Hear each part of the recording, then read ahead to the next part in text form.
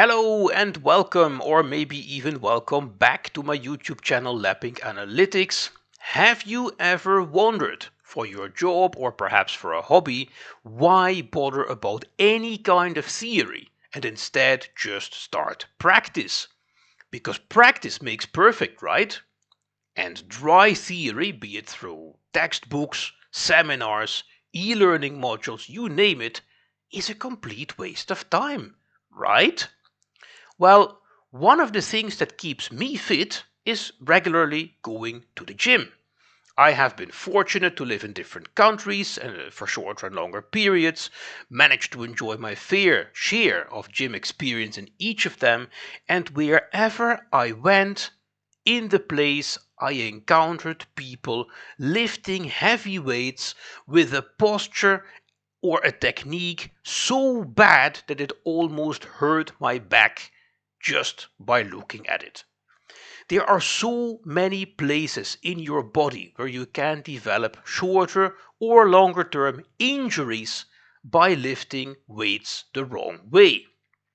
Some people may start to get in trouble after a few weeks or months of practice, while others may face negative consequences only after several years of practice. But either way, injuries in this kind of practice are a very real and unfortunately not so rare phenomenon. And when people drop out finally from that weightlifting practice, either they themselves or people around them conclude that lifting weights is unhealthy. Well, no, it's not the activity of lifting weights itself that is unhealthy. It is failing to inform yourself about good and bad practices of weightlifting to then stick to the good ones and avoid the bad ones. If you take that approach, provided that your overall health situation allows you, you may be able to lift weights for many years. Likewise, when taking driving lessons, who hasn't complained about that dry theory around traffic rules and legal stuff? Well, imagine for a moment you get in the car in a country which is very different from your own and you just start driving without thinking about any rules. If you drive like that, you probably get yourself in an accident fairly quickly. Or, one of my favorites from everyday life, a word that we all know but is in my view one of the most widely misunderstood things, is empathy. What is empathy? Well, a common idea about empathy is that when someone tells you about a good or a bad experience in their life, you need to go back to your own experience and give good advice from there. Which is probably exactly the reason why you have heard responses like, well, when I was your age, I felt blah blah, and did this and that, and now you should do the same. And that's exactly what empathy is not about. Empathy is not about looking for some similar experiences in your past and thinking the other person feels the same now in this situation as you did back then, but coming to understand how the other person is living this situation. Because even if two people experience exactly the same situation, for a variety of reasons, they can experience that situation in very different ways. And that is not a matter of one person being strong and the other being weak. Unfortunately, however, many people engage and continue to engage in this own experience based advice behavior, advocating for a solution they think is good without any form of inquiry or active listening and feeling to find out how the other person is living the situation. And the reason why this ineffective behavior perpetuates is that many people think they know what empathy is and just keep doing the same thing over and over again, thinking that with age they become experts and know better than anyone else, while actually this kind of own experience based advocacy can do a tremendous amount of damage. So what do these examples from everyday life have in common? Well, first of all, it is true that in the absence of any practice, theory is kind of dead. Let's face it, you will never become a weightlifting champion, an excellent driver, or an empathic professional or person just by reading books, watching PowerPoints, going to seminars, or completing some e-learning modules. Yet at the same time, practice without any kind of guidance from solid theory is like walking around blindfolded in a crowded street, which at least for most people would be a dangerous exercise. So what do we need to become champions in what we do? First of all, we do need theory. In sports, that theory may be helpful among others to avoid injury. In traffic, it can help to minimize the chance of all kinds of accidents. And in professional settings such as healthcare, it can help to save lives.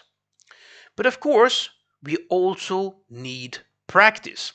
Hands-on practice with real weights, real cars, real equipment, and real people. And to connect theory and practice as best as possible, we need appropriate coaching. I will not dive into details about the many different forms of coaching and which ones tend to be more effective for different levels of proficiency. I will leave that for a future video.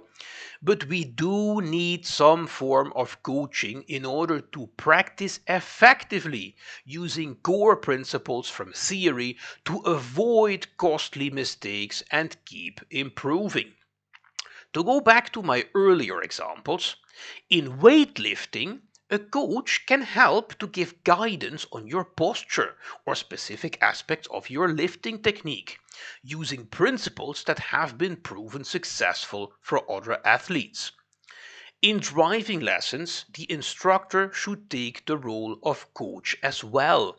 And in a leadership training program, which includes role plays and other forms of simulation to practice specific skills, participants who clearly know how to communicate their point of view on how things should be done, but do not even ask, not even consider asking what their colleagues think of it, while they could be coached more in terms of active listening and inquiry. Okay, so are these the only areas in which this combination of theory, practice, and coaching is needed to reach excellence? No, this principle extends to other areas as well, including the following. Consider football or soccer. Football is essentially about winning a match by scoring more goals than your opponent. To achieve that goal, training is not just about running around on the field. Instead, it is about the deliberate practice and coaching of strategies for defense, for offense, for countering, and activities alike. In addition, successful teams will often study their opponents, see which tactics they use, which are their stronger and weaker areas, and use that information, here theory, to inform practice. And a good coach knows how to make that step, how to connect theory and practice. In the world of business, one cannot usually expect to achieve success only by selling one's own products and or services. Instead, one will have to come to understand the needs and values of the other party, or in plural, other parties at the table, and see how one can come together to a solution that creates a win-win situation for all parties involved. And there is plenty of good theory based on well-designed research from all over the place on how to excel in this form of inquiry. And through role plays and other forms of simulation, this kind of scenarios can be practiced and coached such that different strategies, questioning techniques, etc., can be tried out and mistakes can be made without having consequences for real deals. And in healthcare, many expensive errors that have consequences for people's health and lives occur not because of a lack of technical know-how, but due to a lack of communication, and especially a lack of proper communication. To minimize the occurrence of such errors, teams who work together must train together in simulated practice, and there is a load of research literature on successful communication and collaboration practices in healthcare teams. Using that literature is key to adopting effective strategies and avoiding ineffective ones. And different forms of coaching can be used to provide feedback on strong aspects of the performance as well as areas for improvement.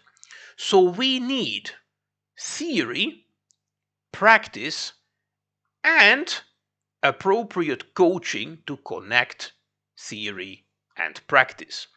Because theory without practice is useless, and practice without theory will at some point or another result in costly mistakes that could have been avoided. So whether you want to improve your performance in sports, business, healthcare, or some other area, take both theory and practice seriously and look for a professional coach who can help you get the best out of that theory and practice. And on that note, I think it's a very nice moment to come to an end with this video. I hope you found it useful. If you like this kind of content, you can find plenty more of it on my YouTube channel, in English as well as in a variety of other languages.